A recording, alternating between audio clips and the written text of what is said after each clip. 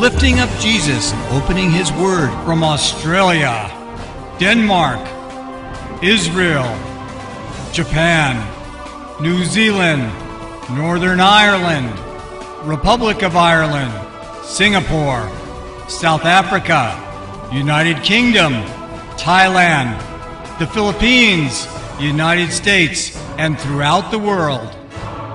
You're watching Moriel TV. Okay. Some years ago, on our refutation of Joel's Army, we issued a recorded teaching, still available in the public domain, called Joel's Army, and we explain this issue, this question, in some length or some depth. I'd have to refer you back to that teaching, Joel's Army. In Peter's kerygma on the day of Pentecost, he didn't say, this is that, but he uses the language of analogy, this is like that. What transpired on the day of Pentecost was a harbinger of something to transpire at the end of the age. It will be in the character of it. We saw none of Joel's actual predictions about the sun and moon not giving their light taking place on the day of Pentecost. Jesus said in the Olivet Discourse, those things would happen at the end of the age. You did not have that kind of phenomena. There was nothing there about dreams. There was nothing there about visions. There was the phenomena of glossolalia, of tongues.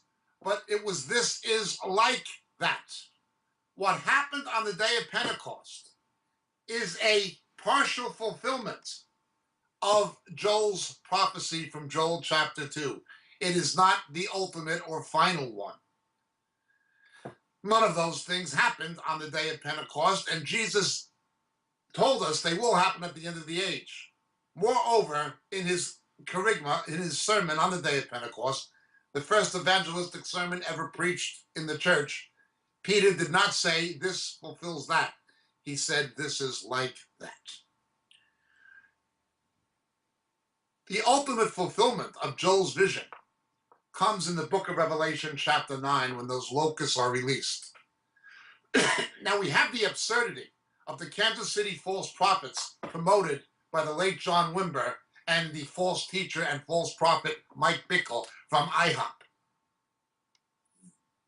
They were actually teaching in London, England, at the Docklands Arena in August of 1990, that there'd be a latter-day rain, and that this latter-day rain empowered church, the manifest sons, the man-child, those old hyper-Pentecostal doctrines that were rejected by mainstream Pentecostalism, they would be the locusts who were going to devour. Now, in fact, Joel was making a three-tiered prophecy. He was prophesying for his own time, like all Israel's prophets. He's prophesying for the first coming of Jesus, and he's prophesying for the return of Jesus. For his own time, there were 4 swarms of locusts. The gnawing locust, and so forth. The creeping locust. Nebuchadnezzar invaded Judah 4 times, and he carried captive the noblemen and so forth of Israel and of Jerusalem, the nobility, the clergy, and so forth, in 4 stages. These are the 4 swarms of locusts who invaded.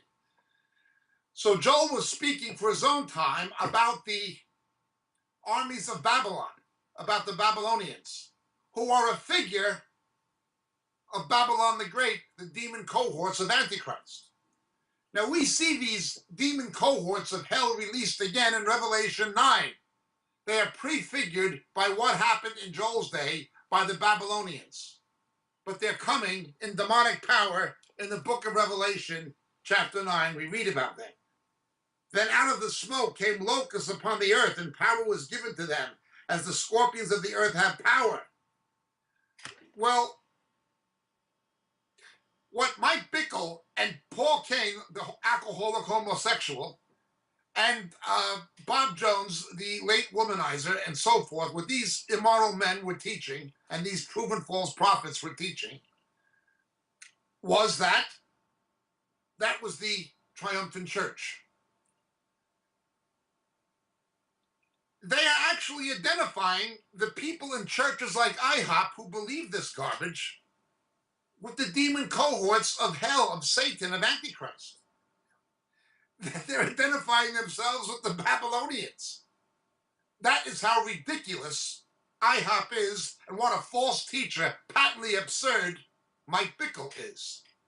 Of course, he made major predictions of a revival that never came, and put out a video series equipping the saints of him and Paul Cain, again, the homosexual alcoholic, making all these wild predictions that never happened. Far from a revival, since August of 1990, they said it was going to come in October of 1990, backed by John Wimber. More mosques have been built in Britain than churches. Bickle's a proven false prophet. He's a proven deceiver. These people identify themselves with these locusts. These locusts corresponded to the invading armies of Babylon, but they're figures of what happens in Revelation chapter 9. They're coming again in full power.